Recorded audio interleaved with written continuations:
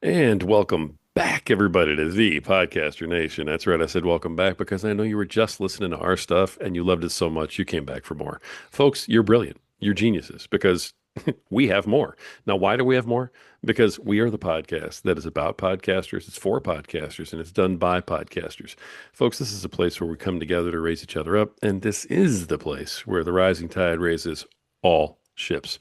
So let's get sailing. Let's bring in our guest for today. Long time ago, he wrote a book, Virtualization Defined, co-host of Killing It, which got him started into podcasting. Host, though, of Business of Tech.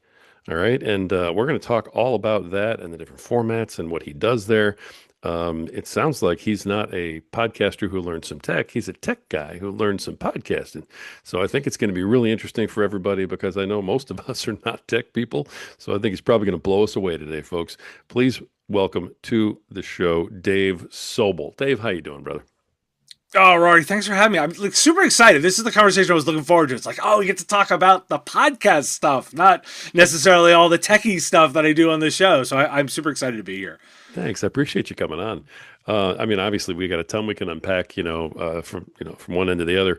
Just give everybody an idea, though, behind the scenes. Who is Dave Sobel? What are you about? How'd you get into all this? I was born as a little kid on the East Coast. I don't think you want to go that far back, right? So I always sort of start my career journey by laughing and saying, I have a computer science degree from the College of William and Mary, so I'm a liberal arts educated technical guy. And if you'd ask college Dave what he'd be doing, I would have told you oh, I'm going to be doing product development and software building and all of that stuff. And that was the early portion of my career. So I rode .coms through the late 90s and early aughts. It was great fun, and the last one ran into a cliff, right? Lots of .com companies did in that time frame, and I found myself with no job where they'd laid off all the development team but had kept the management and sales team. And I always laughed that the lesson I learned was, well, I could run a company into the wall just as good as those morons. That was literally the young Dave lesson of that. And in 02, I had this moment of okay, I'm either going to go try and get another technical job, or I'm going to go build my own thing as an entrepreneur. And I built a IT services company. We now call it a managed services company, where I was delivering technology services to small businesses on a contractual recurring basis. I built that business for about a decade. And it was, I describe it as a regionally small, successful regional managed services provider. I'm probably not doing it enough service. It was 1.4 million in revenue. I had 16 staff. We won a whole bunch of awards. I got the chance to write as you mentioned, I wrote a book. I was a big entrepreneur guy. And I can get into that journey, but I sold that business at the end of sort of 10-year run of it because I was ready to do something else. And everyone said oh, you should be a consultant. You should teach people to be a managed service provider. And it was really disingenuous to me to I ran one. I ran one. I'm not going to go teach people how to do it. So I actually worked for software vendors that served managed service provider. So I had another 8 years with two different companies. The first one, I was there about 2 years. We had a successful exit, sold it to a company called AVG. I had another 6-year run. 3 years in, we got acquired by a company no one's ever heard of called SolarWinds. That joke used to land until they got breached after I left, and it's now everyone knows them. I was 3 years post acquisition, did an IPO because I'd never been with a company where we'd gone IPO, so I learned a bunch there. All of this is business learnings, right? And at the end of the 6-year run, I was working for a large publicly traded company as a startup small business guy, and I was well, this is just wrong. This is a bad alignment. And they agreed with me that it was a bad alignment. And so we decided to part ways. And I had that moment again as a career thing of saying okay, what's next? What's next? And rather than take another run at software vendors, I looked at what I would sort of call the education space for these IT services firms. And I draw this media triangle all the time. And when I talk about IT services media, which I think is the bit that gets to the podcasting, right? Is I think about the business press, and they love startups, and they love gadgets, and they love big company. They always talk about Amazon or Facebook or all that stuff. Or they love to talk about chain restaurants or like small business, but they're all like allergic to services. They're like totally allergic to it. And when I go to the tech press, The Verge, Protocol, all Washington Post, like technology stuff, like same thing. They love IPOs. They love Silicon Valley. They love like small business. They're like allergic to services. No one ever wants to talk about the services business. And then I went to the companies and the media companies that focus on my space, and they were all pay to play. When in 2019 when I launched, none of them were doing podcasts. Like I looked around and I was like, nobody's doing and this is 2019, right? And you're like, am I like missing something here? I looked around like nobody's doing a podcast and nobody's doing like even thinking about YouTube. And I was like, either I'm right to identify a gap in the market or I'm insane. That sounds like fun. Let's go for it, right? And so I launched the what I think of as a media company. MSP Radio is the company. Business of Tech is our flagship podcast. I launched in 2019, and then I don't mind saying I got a little lucky with the timing of the pandemic in that all of a sudden there was this marketing budget for events, particularly events, because I'd come from that in education, that it's not that those businesses got shut down. They just couldn't spend money the same way. So they were looking for ways to spend their money. And funny, I had been 6 months into growing a audience with my existing connections. So alignment worked out. And here I am 5 years later, and I have a top 100 tech news podcast. I mean, wow, boom. That's a fantastic story. It really is. And you kind of feel like you have to tell the whole story for it to make sense, right? Because it doesn't make sense to sort of go, oh, he's just this podcaster. It's like, well, no, I was an entrepreneur, and then I was an educator for another 8 years, and then I sort of slammed the two things together. And I don't mind even sort of sprinkling in the fairy dust of like, oh, and I was in college radio. Like I was a college jock. Like I did that, and I did like live stuff. Like I used to spin records live. So there's a little element of like, oh, I have a little talent for that. And it kind of all came together into this business.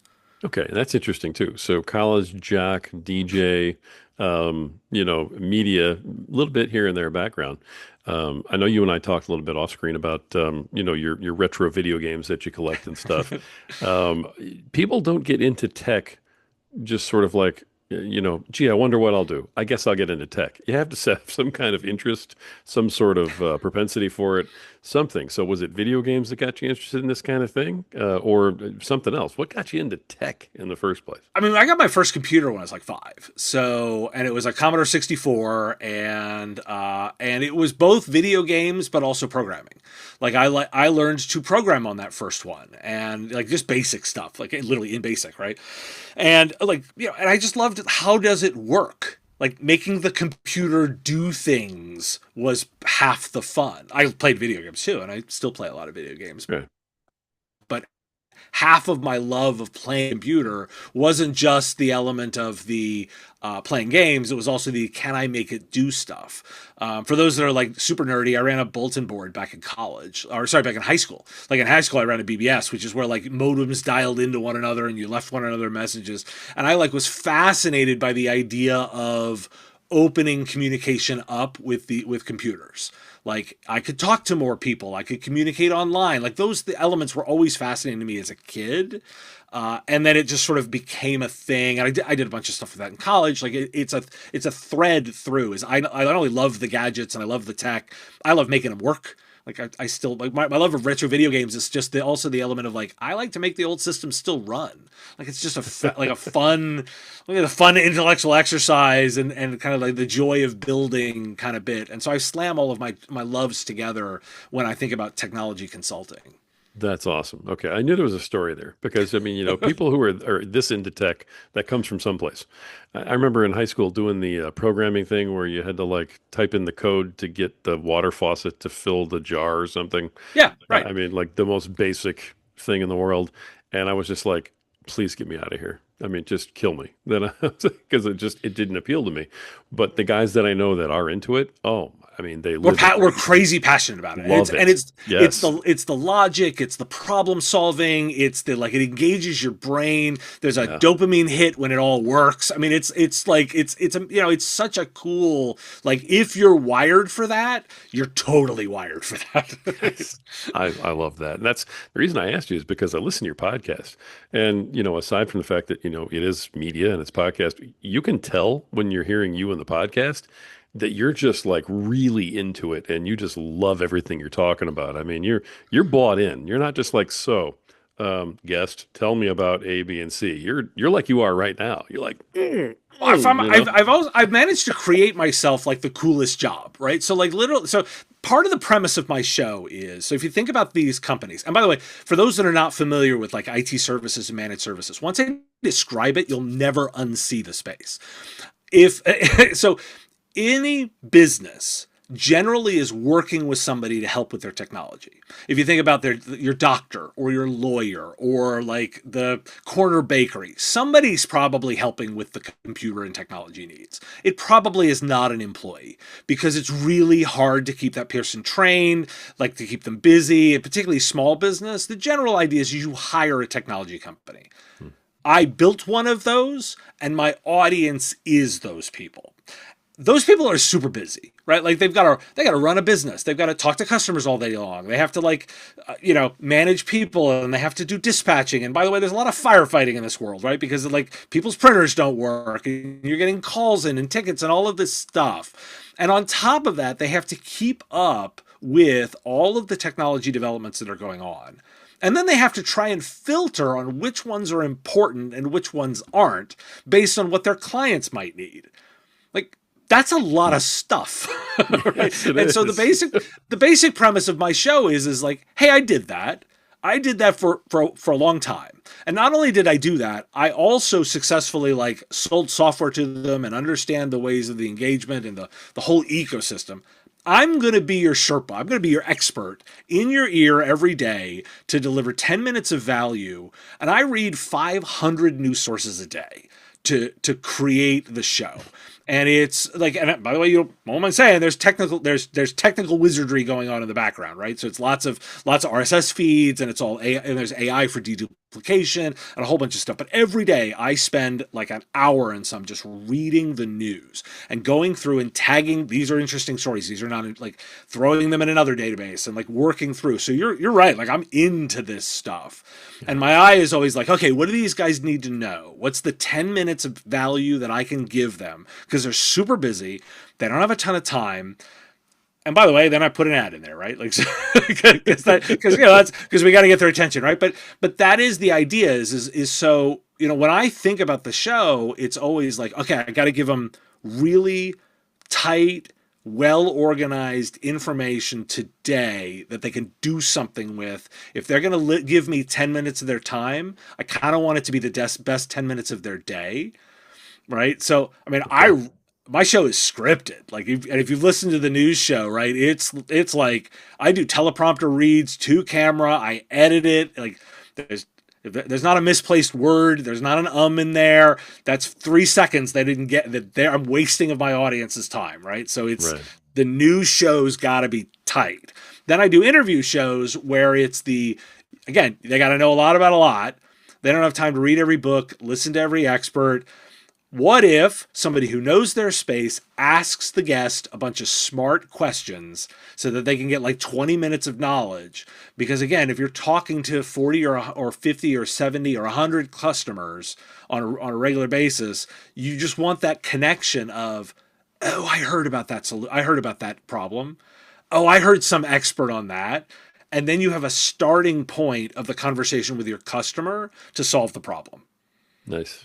And that's the way that I think about the shows is Okay. that they're designed to, like, I got to give them some value in this little tiny bit. And I always laugh when they tell me, it's like, I listen to you on 1.5 speed. And I'm like, I'm fast, man. I don't know how you listen to me at 1.5 speed. I don't get it.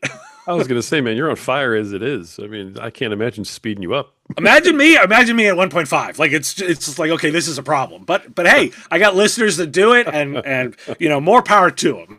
Yeah, I don't think there's enough Celsius in the world for me to be keeping up with that, brother. But no, I love it. Now, you've got, you mentioned different times, different segments. So we talked a little bit about it ahead of time. Just give everybody kind of a quick breakdown. When they do tune into your podcast, well, there's different types of shows, different types of times. And I know everything is well thought out and like, how and why. So just give them an idea of what the breakdown is that they can expect when they tune in. Yeah, it's one feed, right, to make everything Right. easy. But there's three kinds of shows on it, and they're very. I always laugh. They're very clearly labeled, right? Yeah. So the main every business day. So that just means 5 days a week. We're doing a 10-minute show, which is the news show, which is me reading the camera, doing. I do 3 to 5 general, 2 to 5, generally 4 stories a day where I do a news segment, and in each story I do what I call "Why Do We Care?" I so do the news, and then I ask "Why do we care?" and I give my analysis. So here's an analysis of why I think this story is important, or why it fits in, or what I'm betting on happening, or what it is to so that they get context of my opinion of the story. And it's very defined to say, like, I do a news read.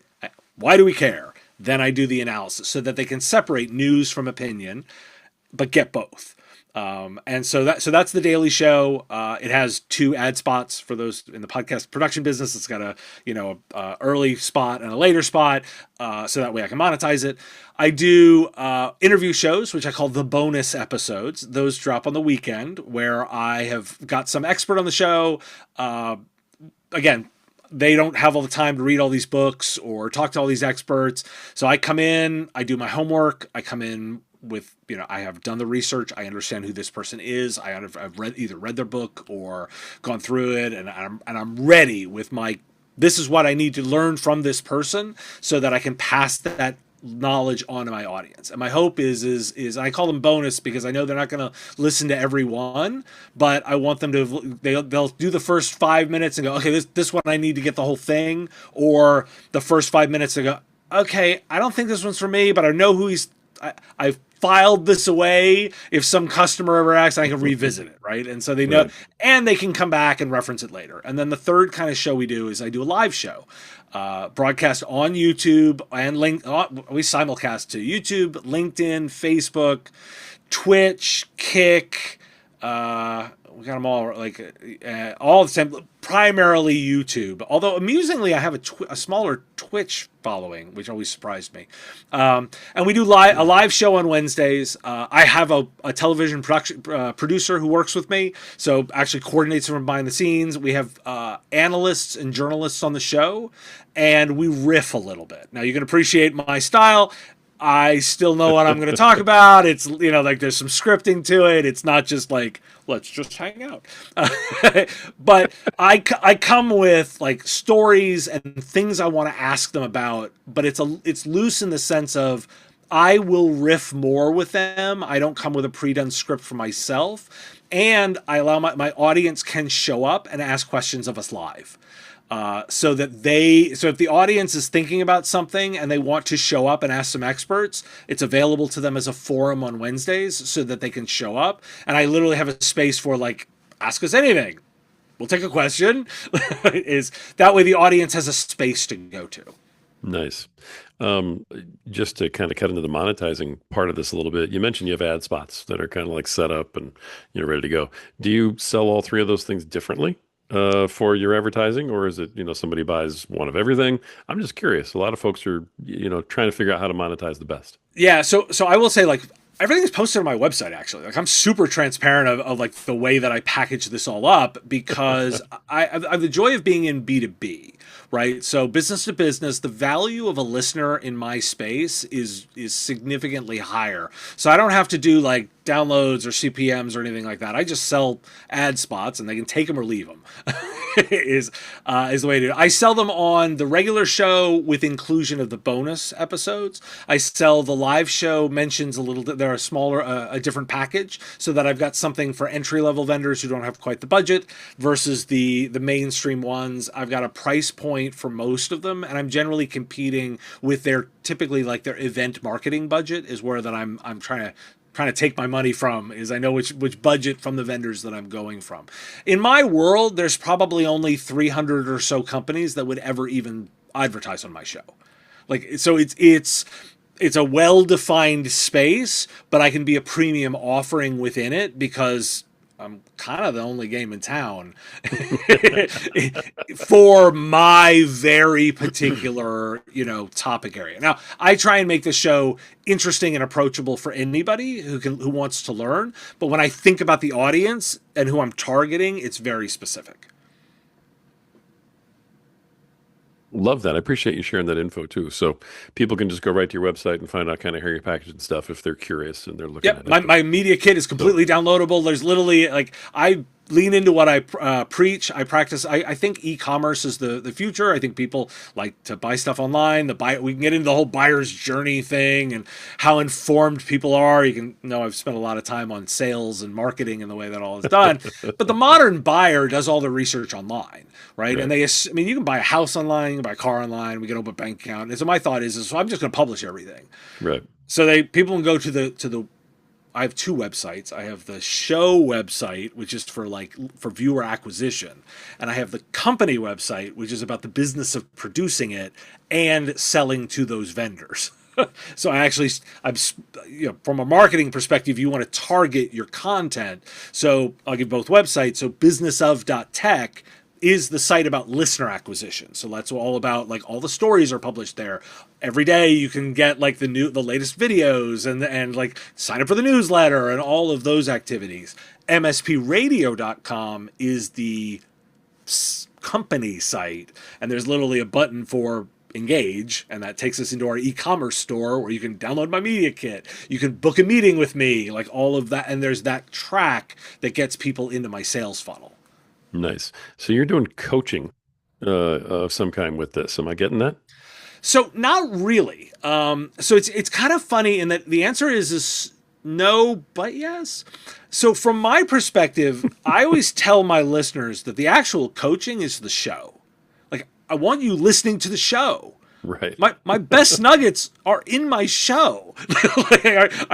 Please subscribe, listen, if you're my target audience, do that. And then what I always say is the next level up is, so I do have a Patreon, right? And so I tell, if you want to be engaged and support my work, be a Patreon supporter. And it starts at $3 a month. And I give those listeners actual access to a special Zoom link where they can book one-on-one time with me. Now, what I also say, by the way, is show up in the live show. I'll get all the experts. We'll answer your questions. And then the answer is hey, if you actually need some consulting, yes, I am happy to do consulting. But you can appreciate it's not the focus. And I always look at it and say, I really want to solve that problem with the show. Is that if they have a question, the show should answer that.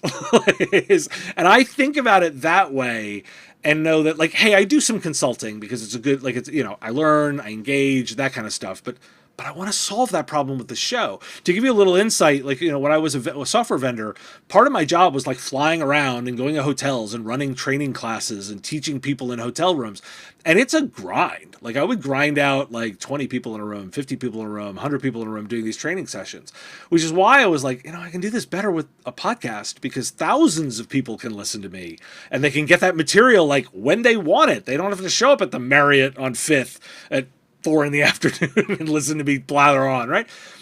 And that's the way that I think about it. So it doesn't, the consulting is available, but it's not the primary business. And I differentiate myself from other podcasters who, by the way, props to you people that do that, where the podcast is hey, I'm giving you a piece and then you want one-on-one consulting. That makes perfect sense to me to drive that portion of the business. For me, it's I actually want to talk to those tens of thousands of managed services providers, and I want them to think of me as the quintessential news source for what they do. That's exactly what I was thinking, was that's almost counter, to what we hear every day in terms of what podcasters really are doing by and large. And that is they're doing the latter, where it's, hey, I'm giving you this piece. If you want to find out more, then come work with me. And you're trying to build the platform. The actual platform. That is the vision. That is the vision, nice. Right? The vision is the and in a way, you don't want your head to get so full of your own, smoke, right? But I really I think every single day is I want to be indispensable to this industry. I want that. I love being just the guy that gives knowledge and advice, and like I want them to always go like, oh, Dave's there for us in this space, and that it gives me lots of market intelligence, right? Like, so I get lots of feedback from the audience. I can be really well placed. I can give them really great insights. And as you sort of like alluded to, it's like, I love this space, and we're all about, like, the whole space is about helping people anyway. Like, a good technology company is about helping their end clients. I can do the most of that if I'm helping them. Like, as I was thinking, I think every day, like, if I'm helping all those managed services providers, all those IT services companies, wow, I did something cool today. I made my little dent in the universe, right? And in theory, the theory behind it also is as you've alluded to, is like, if you're that platform, then you're also a good buy for the vendor sponsors that are interested in working with you. Yeah, excellent. Well, and it's funny because there's no right or wrong way to do it. It just depends on what your goal is and what your end game is. 100%, right? And and I say this all the time. It's like, there's a million ways to do this, and like, go forth. I like to, because I like to spew opinions. Right, I'm full of bad ideas, is what I always say, and I am totally comfortable with being wrong. Like, I don't have discussions to always be right, because I also offer that if you're always right, you're not taking enough risks. Because I can be always right. I'm never doing anything interesting, right? Right. Like, play it safe all the time, and and so you actually want to, the intellectual pursuit of like good ideas requires like trying things out and seeing how they work and experimenting and playing with ideas. And I don't mind being wrong. In fact, I always tell my my audience is like, if you think I'm wrong, do the opposite. Like, go forth and like make a pile of money, but just do me a favor and come back and tell me all about it. Like, right. Dave, I did exactly the opposite of you, and I made a giant pile of money. Thank you for that. That would be great. Like that, because the idea is to make this space better and to challenge some of the ideas that we've held on to and make sure that we are doing right by our customers. Right. Well, and you mentioned that you want to be the guy in the space, the authority in the space. And so, with the way you're structuring things, it seems like that's a much more important goal than, bringing somebody in to try and teach them something, privately. But that has an incredible amount of cachet to it too, as establishing yourself as like the expert.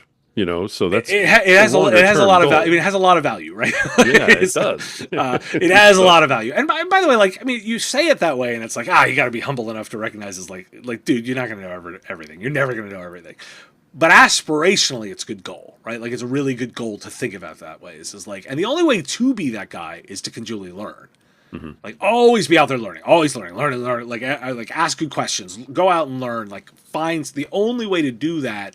Like, if you think about the best experts in the space, they're actually the ones that know what they don't know, and are constantly asking about the stuff they don't know. And it's like, well, I don't know about that. I don't know, but I, and that is the way that I try and think about it. Is like, hey, what do I need to go learn to do better at this? What do I need to go learn to do better at this? Sure.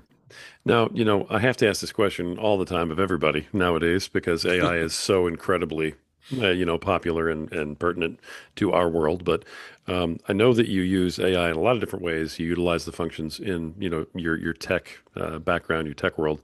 But when it comes to your podcast, because, that's a lot of who I'm talking to. When it comes to the podcast itself, how are you utilizing AI, and how can other folks utilize AI to, I don't know, make it easier, make it better, help them grow, so on and so forth. So much AI. Much AI. What are you doing? And the timing is really good because I've actually put out a video walking through my process on this, right? Because I think it's important to like somebody who's done this. So first off, let me start from I built an ethics policy. I started with that because it's really important to me to lean into look, everything I write, everything that comes out of my organization, my podcast, I am responsible for. Flat out. That's the beginning of it, right? So now you can use AI. Like, right? Because you're not abdicating your responsibility for what it does. Now, one of the things that I've leaned into is my understanding, particularly if we're talking about generative AI, which is a lot of what we think of now, like ChatGPT and some of those kinds of things. Right. I like to remind everybody, as the techie that I am, that the T in Chat GPT is transformer. And what that means is that the generative AI models are quite good at transforming things. They are quite good at they're not necessarily great at like coming up with completely new ideas, but what they are good at is doing a transforming information. So let me tell you, like, give you a couple of examples. So I'm really like, I use AI in my news search. I mentioned that I do 500 sources a day, right? Yeah, but the AI is grouping things for me, right? So I don't have to read the 10 versions of the same story. It's kind of grouped into the same bit. So it's like, oh, there's this story, there's that story, there's this story that's grouped in. I use a product called Feedly that has AI that's doing that for me. And then I've refined it, right? So I've done a lot of work to refine it. Like, oh, I like these kinds of stories. I don't like these kinds of stories. Like, ignore this, ignore that. Like, I've taught it what I like. What I then have is I have another example is so the stories I like, I clip them and I throw them into, I use a product called Notion. Notion has an AI bot that what it allows me to do is transform the story from the raw web version into Dave's format, the way I like news stories. I like news stories with a opening headline that describes the thing that happened, right? The thing that happened. Here's the 2 data points that support it, and here's the quote from the expert. Like, I have a format I like to create news, and I've told it, like, I want you to standardize the way news get written into this. That's my first draft. It's not the final draft, it's a first draft. What it did was save me time on creating it, right? So those things get thrown in there. I have first drafts of everything. Then I work with it. I take my drafts and I throw them into a special bot I've got of ChatGPT, where it asks, did you think of these angles? And it comes up with like 9 angles for the story that to verify I thought of it. It's like, oh, okay, yeah, I didn't think about that, or I didn't think about this angle. Like, it's transforming things. And I then do a rewrite. I use Grammarly, right, because that's an advanced AI that's doing a bunch of stuff, to also have like a standard format. I run it through another one where it helps me with headline writing. I run it through another one where it says, is it easy to read to camera? Like, I use another. I have it built into all my prompts. Don't use acronyms. We're like ridiculous in IT about everything has a stupid acronym, right? Nobody ever knows what we're talking about. So I literally just remove all acronyms. But it's those uses that make my writing consistent, a little faster, my style, but the writing is still me. Like, and in particular, I think a lot about editing, right? Like, as I tighten and edit, I go through lots of versions of it. I do have I'm very bad at headline writing, so I have one that writes headlines for me. Because I'm just bad at that. But what it does is it writes 10 headlines, and I pick the one that makes the most sense. It doesn't write it for me. It gives me 10 options, and I pick it. Right. I have one that writes my YouTube titles, because I'm bad at that. But it gives us a selection of them. I use AI to actually translate my show. I produce my show in Spanish, fully in Spanish. Okay. So there's a separate Spanish feed. It's like U.S. Spanish, not Spanish, not like Brazilian Spanish, but U.S. Spanish, because there's Spanish speakers delivering IT services in the US and in Mexico and in Puerto Rico, and I want to have a show for them. So we run it through an AI, and it actually does a video version, syncs my mouth. It's crazy good. So create a Spanish version. But by the way, we label all that. Fully labeled, I do not speak Spanish. So we label it that this is provided to give you value, recognize that that there may be issues with the translation. But if there's a problem, I still own that problem. I use it for social media rewrites, right? So like, so we need a LinkedIn post of this. We need we need to do like that kind of stuff. That gets 5 versions get created out of an AI bot for that. And I just do it all. You can see it's all just about steps in the production process so that we have more versions ready to help with that. And then I also use it for brainstorming. Anytime that I'm preparing, when I do preparation for an interview, I've got a special bot where it actually goes out, it pulls the person's LinkedIn profile for me, standardizes their introduction, provides my style of questions. You're kind of laughing, it's like my style. Like, these are the topics I like to ask about. These are the things I want to know. Like, this is my general area of interest. And then I laugh and go, and I never use any of the questions. Like, never use any of the questions.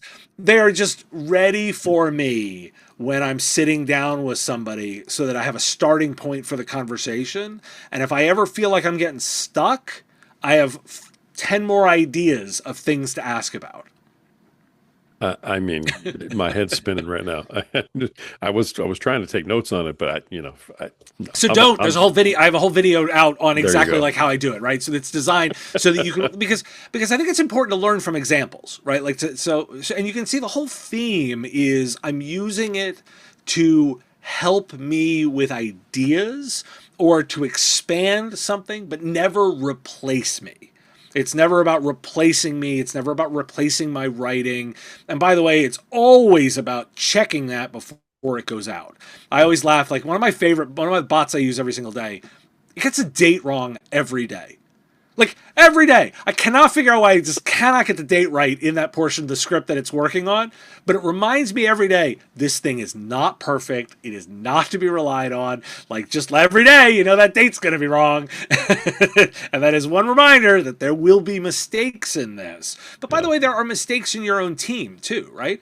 You assume if you give a job to somebody on your team, they might make a mistake. You're going to have to proof it. You got to have a system for proofing it. You still have to proof the work that the AI does too. Nice. And so you've had to set up all these different AI prompts, so to Yeah. speak, to get that. I mean, that seems like it would take a very long time for the average person. Now, I know with your background, it probably was like zip, zip, boom. But, Well, it also had the advantage of me learning the technology, right? Is that see above of liking to play with the toys, it gave me a reason to do it. I will also tell you that the other thing that's real that I would get any of your listeners that are like really dedicated to their craft have realized that there's a process to making the show, right? Mm-hmm. Everyone's got a process. That was the first step. I refined my writing process was the first step. And then I just looked at automating it. Like I used to just read a lot of stuff. And then it became like messy bookmarks, and I would like throw them into a bunch of tabs, and I would do a bunch of cutting and pasting, and it was all of that. And that was where it's like, oh, I can automate this. Like if I do some automation behind this, that will accelerate the process. And by the way, accelerating it also means I can do more. The early days, I would only be able to read 100 news sites or whatever. I can keep expanding because I've added process and automation to it. It's fascinating, honestly. I mean, and the way you use it, it sounds so simple. You're just like boom, boom. So the video though that you put out, that's going to be available to people where if they want to go watch it and learn from your. It's on my YouTube channel, so youtube.com/MSP Radio, with all the links on the businessstuff.tech site too. But right on there, there's a video specifically for that. Got it. Okay. And it kind of breaks my own model too. This is a little bit of like I wanted to step a little bit out of the news, and I kind of call these the editorial pieces that I occasionally do, just where I have like an idea, and it's like I don't want to be stuck by my own format. So it's occasionally I just throw these editorials out there, and it's like, hey, here's something of value I want to produce for the community. Nice. Absolutely nice. All right, I love what you're doing, and I love your passion for what you do because it's so contagious. It's absolutely electric, and I love that. I usually ask a corny question, so this is a good time now because I got you I all love amped good up, corny question. Bring it all amped on. up and ready to go here. When it comes to doing the podcast part of it, what is it about doing the podcast that you love the most, and what is it about doing the podcast that you just absolutely hate the most? Okay. It's a good question. So love the most is I get to like play with ideas. Like it kind of like that is always is look at these and say like, is this useful? Is this useful? Like I just sort of get into that, right? And I have all these like internal debates with myself about like, is this, should it be this story or that story? Or what's the angle? Or what's the most value? Like, it's just fun. It keeps me, because, you read, as somebody who likes to learn, like, you're constantly having to read. There's a whole bunch of stuff I don't know, right? Like you constantly don't understand things, and so that's fun. What I actually dislike the most is the rub of this format is you kind of throw it out into the ether, and kind of sometimes you feel like you're talking to nobody. Right? because sometimes you publish it, you're like super excited about it, and then it takes a while. Right? Like you put it out to the world and it's like I'm not necessarily going to get feedback right away. I might not get feedback. It's that's actually like kind of the hardest of it, and it's the bit I dislike the most. Is Interesting. that the feedback loop is rough. Interesting. And in what you do for a living, I mean, in the tech space, you get feedback. It's almost instant, right? Is it? I Uh, mean, I like that's what I'm so wondering. I don't think it is, right? Because what's interesting is I think the long tail of listenership takes a while.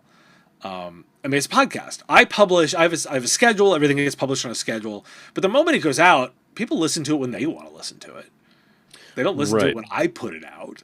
They Right. listen to it when they wanted to listen to it. In podcasting, it takes a while. Yeah, absolutely. Yeah, and But it in takes a while, right? And so you kind of like, and particularly if you think about the production schedule, I know you're on an aggressive production schedule too, right? yeah, So like you do an interview and it takes like 2 weeks or so before it's probably showing up on the feed, right?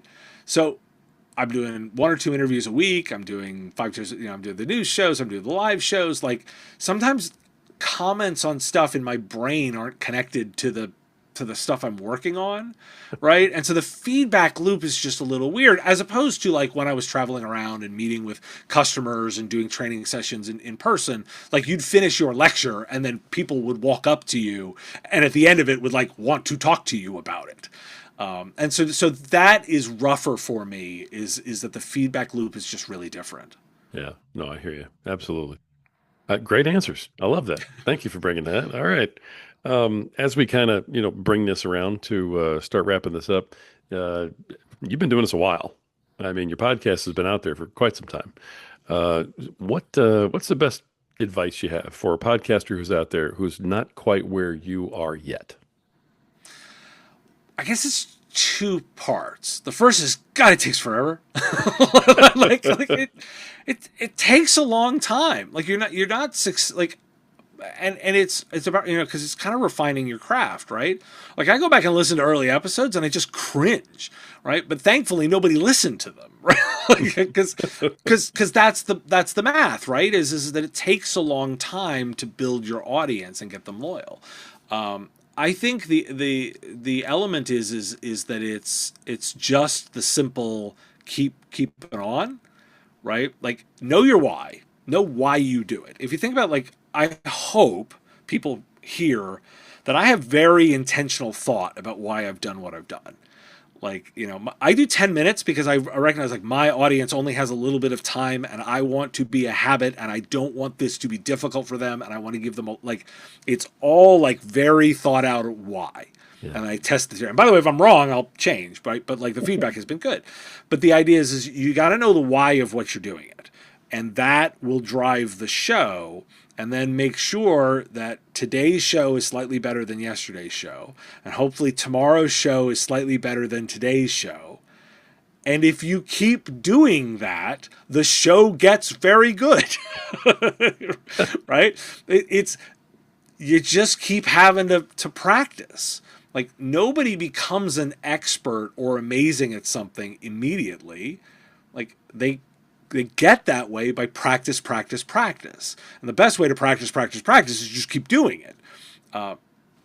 Be intentional, but just think about it that perspective. And I think that's me. Again, I look back at old shows. It's like, oh my god, the lighting was so awful. The camera was shit. My audio was so echoey. Like or all of those little things. It's like because I didn't know what I didn't know.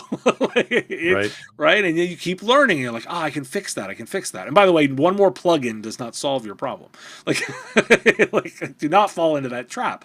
But, from one podcaster to another. But the element of like, hey, think about it, then be intentional about solving it, and it will get better over time. I think that why is really important. I've got a lot of respect for people that are doing shows that are about like driving some other portion of their business, right? Like the idea of like, hey, you're doing this because it's driving a consulting practice, or it's like that's a why, and you've got a balance, which is different than mine, which is like I've got a news show, or the people that do it for a hobby, like God, those guys are amazing, right? They're doing like passion and they just do it because it's fun. Like have your business why wrapped around it.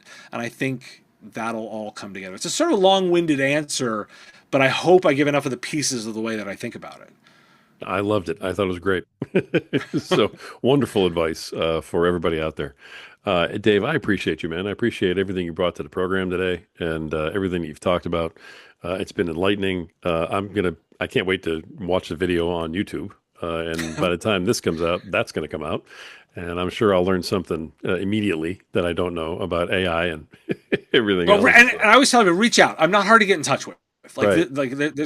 I don't think I have all the answers. I love talking to people about this stuff, and that's kind of the whole point, right? I mean, you said at the beginning, rising tide lifts all boats. Like I'm in a boat next to you. Let's have that conversation, because I think we can all learn from one another. We can all drive this a little bit forward. It's an exciting industry.